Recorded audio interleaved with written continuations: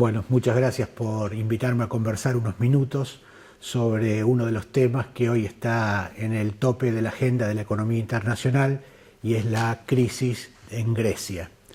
En primer lugar, para contextualizar un poquito, digamos que esta crisis de Grecia está inmersa en una crisis financiera internacional que arranca en el 2007-2008 en los Estados Unidos y que posteriormente se extiende a Europa, alcanzando al resto de las regiones del mundo en cadena y que constituye una crisis financiera internacional muy importante que muchos autores han llegado a comparar con la crisis de 1930. En lo que respecta a Europa, el aspecto más significativo de esta crisis se expresa en lo que se denominan como las crisis de deuda soberana, es decir, un conjunto de estados, no solamente Grecia, cuyo sector público alcanza niveles de insolvencia al respecto de su deuda pública. Y no es solamente Grecia, lo repito, porque en realidad hay 5 países que están en esta misma situación y que de alguna manera han llevado adelante procesos de renegociación de deuda pública. Sin que esto signifique ningún orden específico, podemos mencionar a España, Portugal, Irlanda, Chipre y finalmente Grecia. En cada uno de estos 5 países el proceso de renegociación fue muy turbulento y dado que el sector privado dejó de prestarle dinero, cada uno de ellos tuvo que recurrir a las instituciones europeas para no llegar a una situación de impago o de default, como por ejemplo llegó la República Argentina en el 2001. De modo tal de que este es un proceso de renegociación donde tiene 2 partes. Por un lado están los estados nacionales y por el otro lado lo que se conoce como la troika, que son los que prestan el dinero o forman parte del proceso de negociación económico-política de estos préstamos. La troika está compuesta en primer lugar por la Comisión Europea, que es el organismo político en Europa, el Banco Central Europeo, que es el que presta dinero, y el Fondo Monetario Internacional, que fue llamado a participar de estas discusiones y que también hace un aporte y un monitoreo del cumplimiento de las metas que se acuerdan a través de los planes de rescate. De modo tal que esto es lo que se conoce como la famosa troika que interviene en las discusiones de renegociación de deuda. Yendo al caso específico de Grecia, el problema estalla en el año 2009, cuando Grecia llega a una situación de insolvencia y no puede pagar más. En ese momento se produce la primera renegociación y el primer rescate, que es alrededor de 110.000 millones de euros. Dado que este rescate no alcanza y fue insuficiente, la situación se siguió complicando en Grecia. Hubo al poquito tiempo, un año y medio después, que iniciar otra negociación y aparece un segundo rescate, que son otros 130.000 millones de euros.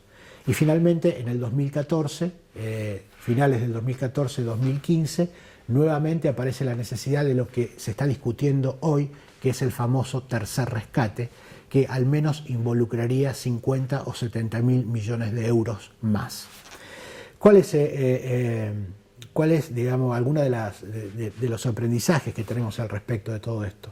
En realidad que la insolvencia de la deuda pública griega obedece a un conjunto de factores, tanto internos como externos, pero que sin ninguna duda el monto de la deuda pública de Grecia es absolutamente desproporcionado al respecto de su capacidad de pago. Más o menos la deuda está hoy en torno a los 320, 330.000 millones de euros, lo cual representa casi el 170% de su Producto Bruto. Es decir, es casi el doble de lo que Grecia produce en un año. Está claro que es muy difícil que un Estado pueda, y más un Estado pequeño, pueda sustentar este nivel de deuda.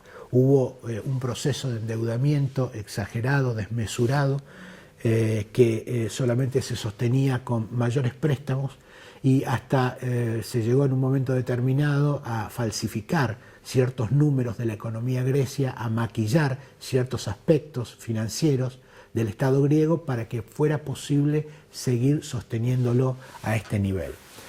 El tercer rescate es probablemente el más polémico de todos porque hubo un cambio de gobierno en el 2014-2015, digamos, y de las prioridades del gobierno griego, y las expectativas cambiaron sustancialmente. Pasamos de gobiernos de corte neoliberal a un gobierno de corte socialista que por supuesto resiste los planes de ajuste que intenta imponerle la troika.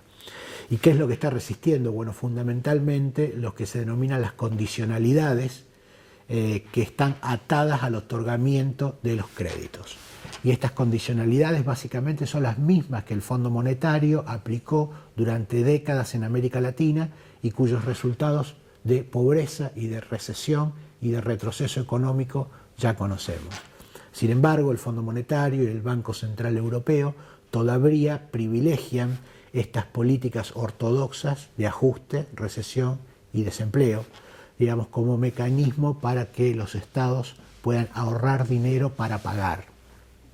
Fundamentalmente, ¿qué es lo que se le exige a Grecia? Que Grecia intenta resistir.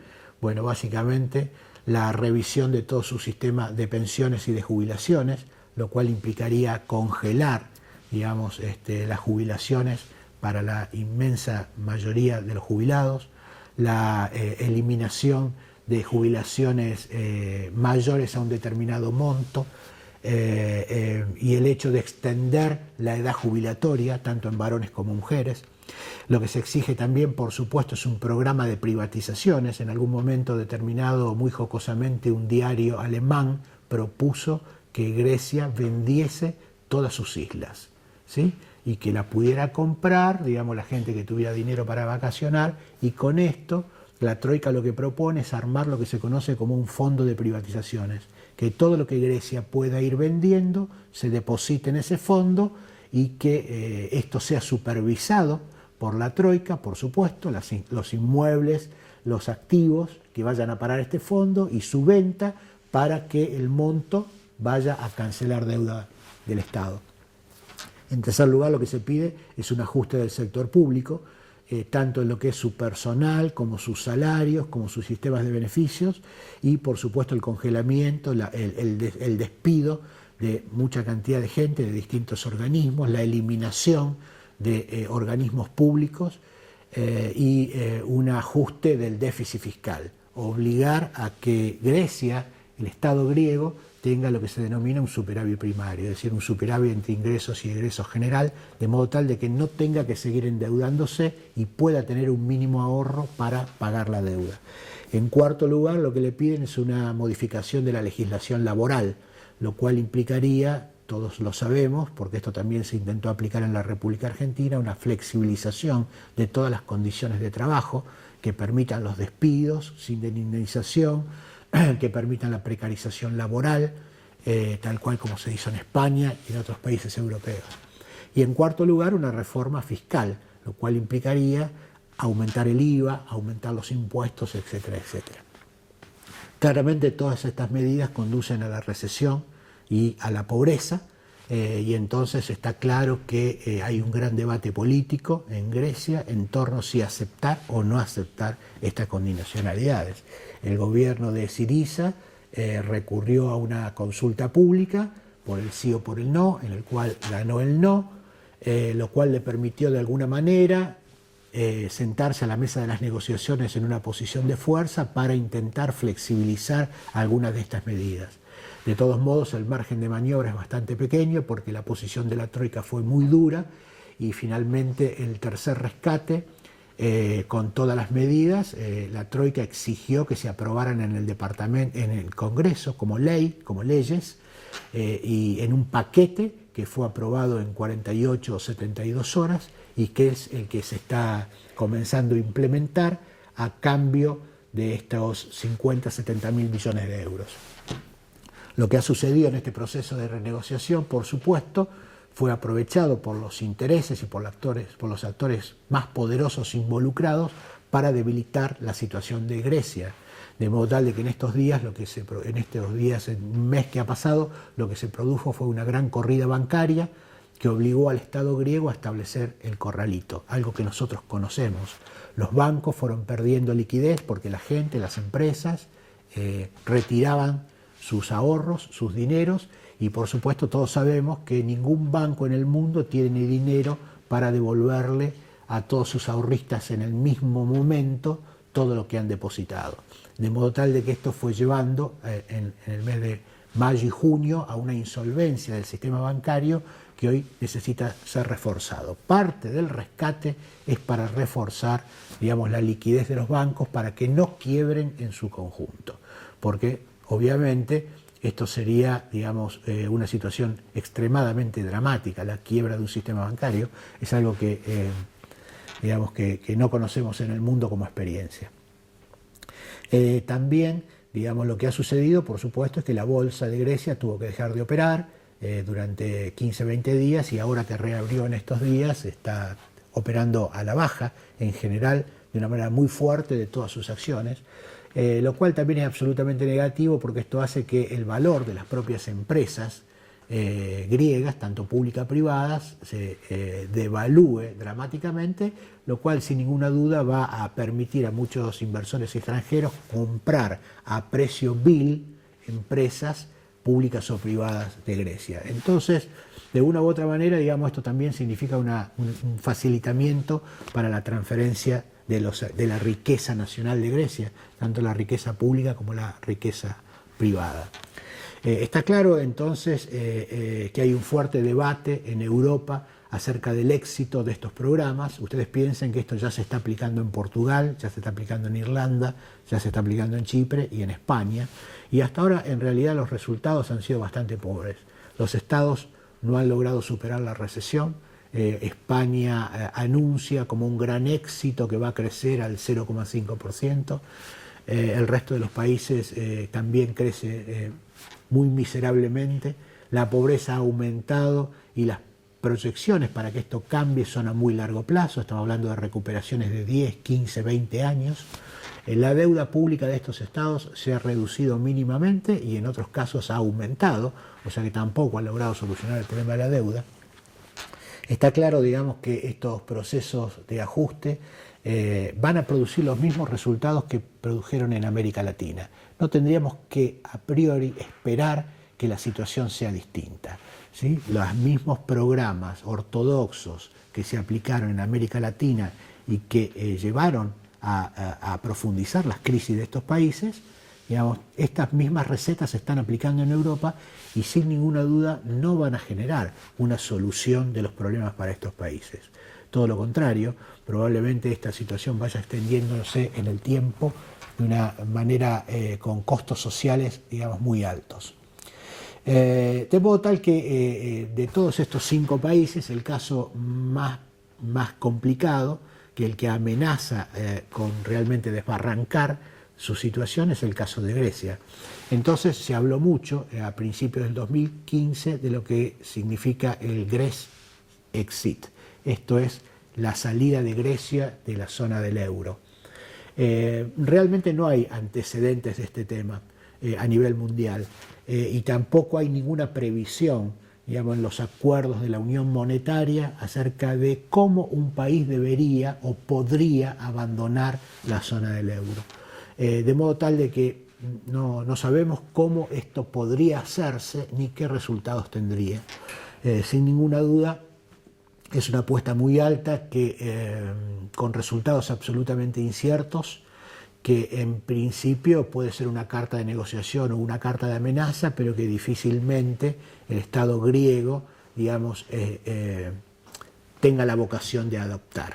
De modo tal de que para el Estado griego la situación también es muy complicada porque no hay muchas alternativas salvo llevar el proceso de renegociación lo más duro posible, tratar de soportar, tratar de renegociar, pero finalmente hasta el propio gobierno socialista de Grecia está encaminando, digamos, una solución política consensuada con la Troika.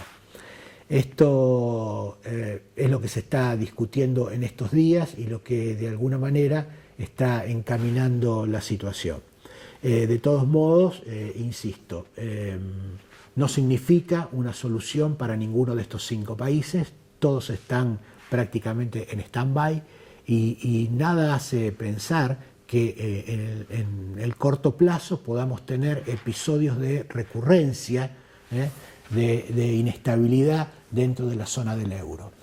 A esto habría que agregarle finalmente que hay otros países que están en situación bastante delicada y que podrían en el corto plazo sumarse a esta lista de estos 5 países. Pero sin ninguna duda, digamos, el caso griego es muy aleccionador y de alguna manera también la luz de esperanza que trae es que gobiernos que tengan un corte distinto al pensamiento neoliberal pueden enfrentarse y pueden establecer condiciones distintas en el proceso de renegociación de su deuda. No hay por qué, digamos, aceptar mansamente las recomendaciones de la Troika, no hay por qué creer que esa es la única solución, ¿sí? De modo tal de que en estos países, y particularmente puede verse en España, el surgimiento de opciones políticas alternativas que nos muestran otro camino, digamos, para encarar esta situación.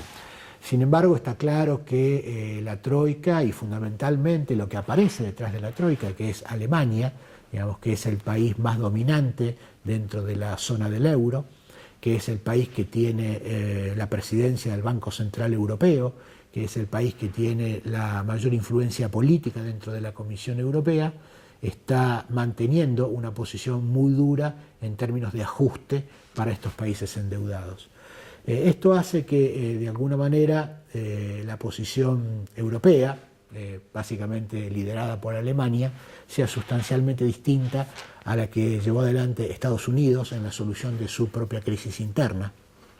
Acá hay una discrepancia de criterios y caminos distintos entre lo que llevó adelante los Estados Unidos y lo que está llevando adelante actualmente Europa. Probablemente lo significativo de la diferencia sea que en realidad no es Alemania la que tiene que ajustarse, no es el país más poderoso el que tiene que autorrescatarse, como sucedió en el caso de los Estados Unidos, sino de lo que estamos hablando son de rescates de países periféricos a los cuales Alemania tiene la capacidad de imponerles una solución. Ahora, Grecia está en una situación muy delicada desde el punto de vista social y desde el punto de vista político, por supuesto económico, de modo tal de que en realidad todavía esto es una incógnita acerca de cómo va a evolucionar, aunque el Parlamento apruebe todas las leyes que le son exigidas, los compromisos, el sacrificio que va a significar este paquete de medidas va a ser muy alto y por supuesto que las condiciones sociales van a ser dramáticas, de modo tal de que esto no es que recién empieza, pero continúa y va a continuar durante algún tiempo bastante prolongado. Si pensamos en que las previsiones son a 10 años, entonces en realidad vamos a convivir con una situación interna de inestabilidad en la zona del euro y vamos a convivir con tensiones sociales y económicas muy fuertes en estos países en crisis, al menos durante una década. Bueno, espero haberles podido aclarar un poco la perspectiva de esta situación por lo que está atravesando Grecia. Muchas gracias.